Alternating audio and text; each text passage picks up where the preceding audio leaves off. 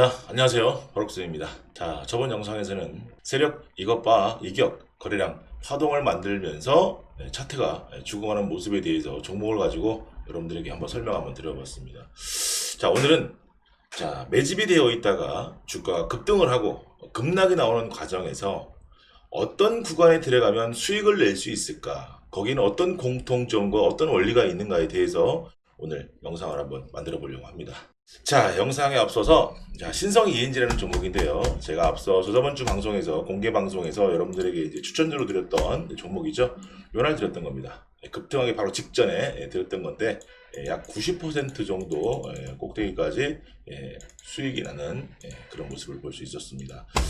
자, 제가 이 자리였습니다. 이 자리에서 내려올 자리가 다 내려왔다 라고 표현하면서 여러분들에게 공개 방송에서 말씀드렸습니다. 정고점을 넘어가는 데는 일단 문제가 없어 보이겠다. 그리고 나서 주가는 정고점을 넘어가는 이런 엄청난 파동이 나온 모습을 여러분들이 볼 수 있습니다. 약 한 90% 가까이 주가가 상승을 했죠. 자, 오늘 고점에서도 역시 저희들은 이 자리에서 수익을 실현하고 일단 나왔다. 이렇게 보시면 되겠습니다. 자, 공개 방송에서 이제 신성이 ENG를 보시고 개인적으로 저희 매니저님 카톡으로 막 선물 같은 것도 보내주시고 커피 같은 것도 보내주시고 빵 같은 것도 보내주시고 하셨는데 너무너무 감사합니다. 하지만 여러분들이 그렇게 수익이 났다고 해서 저희 매니저님한테 그렇게 보내주시는 건 너무너무 감사한데 그렇게 안 보내주셔도 됩니다. 일단은 보내주신 분들 닉네임은 호명하지 않겠습니다는 맛있게 잘 먹도록 하겠습니다. 앞으로 선물 같은 거 보내주지 않으셔도 됩니다. 아셨죠? 자, 앞으로도 제가 공개 방송을 하면서 여러분들에게 수익이 날 만한 종목들을 매번 드릴 수는 없을 거예요. 아무래도 그렇죠? 하지만 제가 한 번씩 수익이 날 만한 종목을 드릴 수 있도록 한번 해보겠습니다.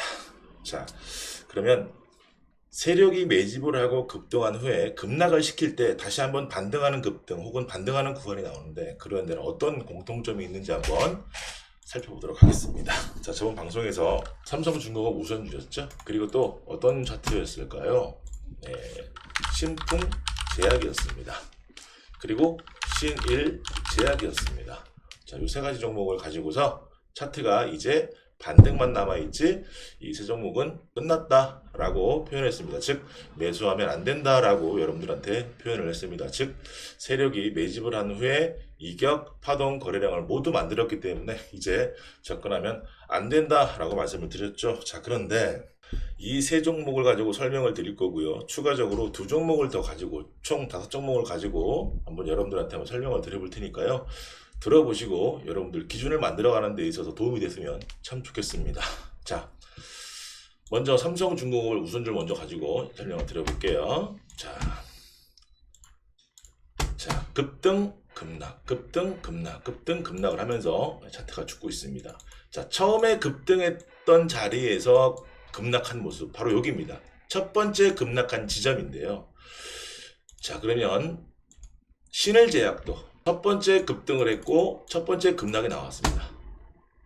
자, 신풍제약도 마찬가지로 첫 번째 급등을 했다가 첫 번째 급락이 나왔습니다. 이 첫 번째 급등이 나왔고 첫 번째 급락이 나온 데가 포인트가 있다. 자, 그러면 어떤 포인트가 있을까요? 어떤 공통점이 있을까요? 네, 바로 그 자리에는 2평에 대한 공통점이 있는데요. 그 2평에 대한 공통점은 바로 22평과 62평의 공통점이라는 게 있습니다. 즉, 첫 번째 급등이 나왔고 첫 번째 급락이 나왔던 22평과 62평, 이 녹색 선은 22평이고요. 파란색은 62평입니다. 즉, 22평과 62평 사이의 주가가 오면 주가는 어떻게 되라? 꼭 반등이나 급등을 해주더라 라는 것을 알 수 있습니다. 자, 그러면 신일제약 역시 볼까요? 자, 신일제약 역시 보시게 되면 자, 여기서는 큰 캔들이 만들어진 건 아니죠. 올라가다 내려온 거니까 재야 되겠죠. 여기서 이렇게 급등이 만들어졌다면 이건 아니겠지만 그런 모습이 아니었죠. 그리고서 22평과 62평 사이에서 주가가 반등하는 모습이고요. 반등엔 급등을 해줬죠. 자, 삼성중공업 우선 역시 마찬가지입니다. 자, 첫 번째 급등이 나온 자리, 첫 번째 급락이 나온 자리 22평과 62평 사이에서 주가가 반등이 나온 모습을 볼 수 있었습니다. 자, 그러면 다른 종목을 가지고 우리가 한번 추가적인 설명을 한번 드려보도록 하겠습니다. 자, 최근에 떴던 우리들 제약을 가지고 한번 설명을 한번 드려볼게요. 우리들 제약 역시 마찬가지로 자, 첫 번째 급등이 나왔고 그 다음에 급락이 나왔어요. 22평과 62평 사이에서 주가는 반등을 해줬고요. 이 반등한 폭이 20%가 넘습니다. 바닥부터는 얼마나 나왔을까요? 네, 한 38% 정도 나왔다는 걸 볼 수 있습니다. 절대로 작은 반등이 아닙니다. 자, 우리들 제약은 이제 어떨까요? 여기서 이제 어떤 캔들이 만들어지냐에 따라서 달라지겠지만 지금 이것을 추가적인 상승이라고 볼 수 있을까요? 네, 그럴 수 없겠죠. 일단 우리들 제약은 여기서는 상승으로 보기 어렵다라고 판단이 되어지는 그런 모습입니다. 자, 그리고 또 어떤 모습이 있을까요? 어떤 차트가 있을까요? 자, 엑세스 바이오가 있겠죠. 자, 엑세스 바이오 역시 마찬가지입니다. 자, 엑세스 바이오 역시 주가가 급등을 했고요. 그리고 급락을 했죠. 자, 급락을 했는데 여기서는 조건이 조금 다를 거예요. 여기서 주가가 급락을 할 때 이 자리까지 이렇게 급락을 했다면 가능하겠지만 이 자리에서는 22평을 살짝 깼다가 주가가 올라왔죠. 예, 주가가 올라왔는데 큰 급등을 만들어내지 않았기 때문에 다소 그럴 수도 있고 아닐 수도 있었겠다라는 점은 일단 알 수 있습니다. 자, 그런데 역시 마찬가지로 22평과 62평 사이에서 주가는 어떻게 했더라? 이렇게 큰 반등이 나와주더라. 엑세스 바이오는 이제 접근하면 될까요? 접근하면 안 되겠죠. 예. 이격, 파동, 거래량이 나왔기 때문에 이제 뭐가 나왔다? 얘는 이게 나왔겠죠. 여기서 죽겠죠. 아직까지 이 부분이 추가적으로 만들어진 부분이 없기 때문에 좀 더 지켜봐야겠지만 일단 여기서 말씀드리는 강의 핵심 내용은 첫 번째 급등이 나왔고 두 번째 급락이 나온 종목들은 22평과 60평 사이에서 반등엔 급등이 나와주더라 라는 것이 핵심 내용입니다.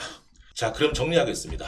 자, 첫 번째, 자, 매집이 되어 있는 매집된 주가가 첫 번째 상승을 하고 두 번째 급락을 했을 때 이게 첫 번째 조건이겠죠? 두 번째 22평과 62평 사이에서 반등 조건이 나오더라. 이때 더욱더 좋은 거는 반등 없이 22평과 62평으로 떨어지는 것이 좋다. 그것이 조건이다. 이렇게 말씀드릴 수 있습니다. 자, 세 번째는 자, 그럼 매도는 언제 할까요? 매도.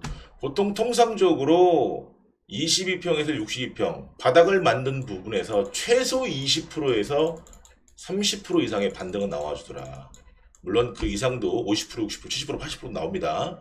우선주의 성격을 가지고 있는 것도 그렇고 뭐 신풍제약 같은 경우는 재료가 있기 때문에 그런 것들은 더 많은 파동은 나왔겠죠. 따라서 최소한 이 정도 파동은 나오더라. 거기에 플러스 알파 거래량까지 함께 보고 장중에 3분봉과 5분봉을 활용해서 거래가 집중될 때 이럴 때 여러분들은 분할 매도 하시면서 수익을 실현해 나갈 수 있더라. 이렇게 보시면 되겠습니다. 자, 차트가 죽었다는 건 뭐죠, 이제? 자, 이제 60평짜리의 저점을 딛고 올라와서 이 자리가 깨지면 될까요? 안 되겠죠. 그럼 죽은 거죠. 이 저점을 깨기 전에 이런 증후들이 발생한다라면 그 차트는 뭐다? 안 좋은 거다라는 거죠. 앞에서 설명을 드렸듯이 신풍제약 같은 경우 그리고 자, 신일제약 같은 경우 마찬가지죠. 그리고 삼성중공업 우선주도 마찬가지죠. 똑같은 유형으로 이렇게 파동을 그리면서 주가가 내려오고 있습니다. 자, 그러면 앞으로 22평과 62평 사이에 오게 되면 반등할 만한 놈이 그런 비슷한 놈이 무엇이 있을까 제가 한번 찾아봤습니다.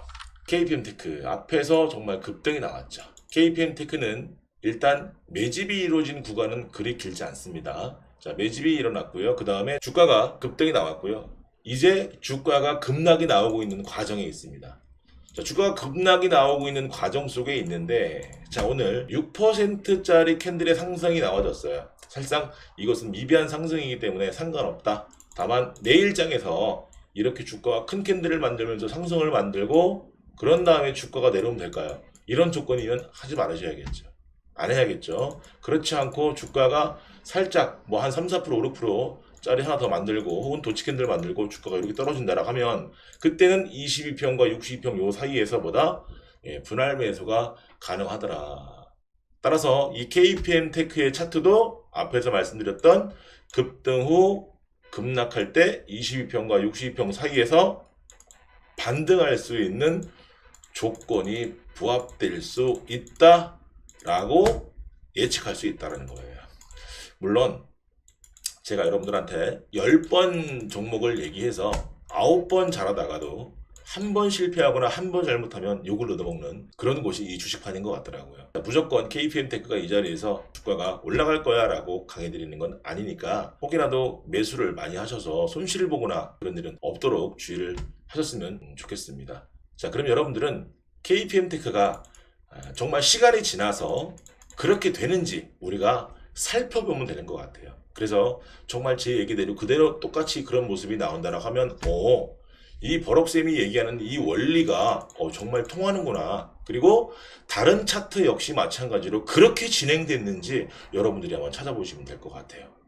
그러면 열이면 거의 8, 9은 그렇더라라는 얘기예요.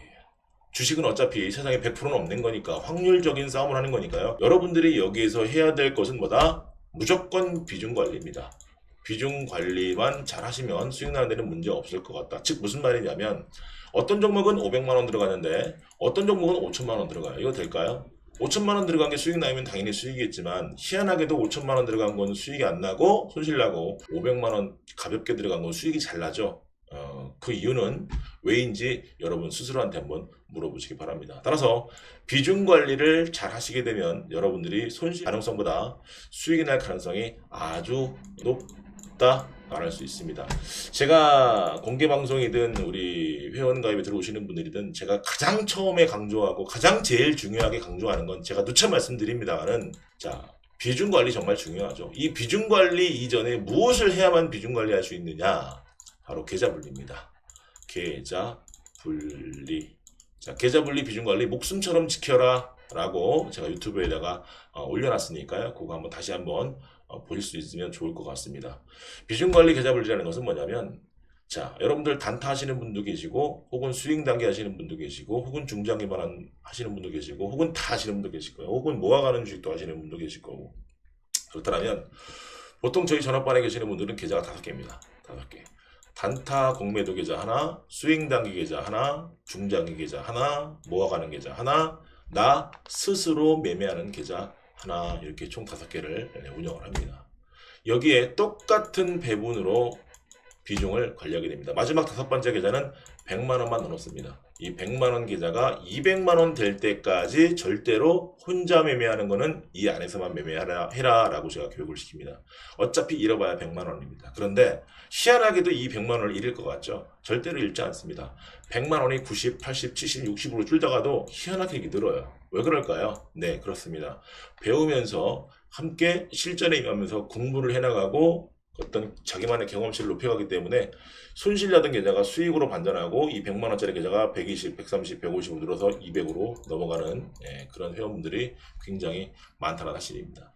즉 100만 원 가지고 200만 원 만드는 사람들은요. 1000만 원을 주어줘도 2000만 원을 만들 수 있고요. 1억을 주어줘도 2억을 만들 수 있습니다. 그런데 이 100만 원에서 200만 원 가는 계좌가 무슨 급등 주식 잘못 이렇게 얼떨결에 만져갖고서 그렇게 해서 버는 건 의미가 없습니다. 수개월에 걸쳐서 자기가 수십, 수백, 수천 번의 매매에 걸쳐서 200만 원을 만든 것이 훨씬 더 값지다. 그리고 상승장에서 종목을 가만 내비둬서 그 종목들이 올라가서 200만 원 되는 건 의미가 없습니다. 즉 제일 좋은 건 장이 하락장 혹은 박스장 이런 장에서도 이 100만 원 계좌가 200만 원이 되는 것은 정말 실력이 일취월장 되는 거니까요. 시장이 좋을 때 100만 원이 200만 원 가는 것보다는 시장이 안 좋거나 박스권에 있을 때 주도주 매매를 하면서 이렇게 계좌를 만드는 것이 진짜 실력이다 이렇게 말씀을 드리고 싶어요. 자, 비중관리 계좌분리 정말 중요한 거니까 다시 한번 마지막 부분에서 강조를 해 드렸습니다. 자, 오늘 영상은 여기까지 찍을 거고요. 다음 영상에서 도움이 될 수 있는 영상을 만들어서 올리도록 하겠습니다. 오늘 영상은 여기까지입니다. 제 영상이 도움이 되셨다면 구독, 좋아요 누르시고 다른 종목의 시나리오를 매번 실시간으로 받아보시려면 알람 설정을 꼭 하셔야 된다는 거 잊지 마시기 바랍니다. 감사합니다.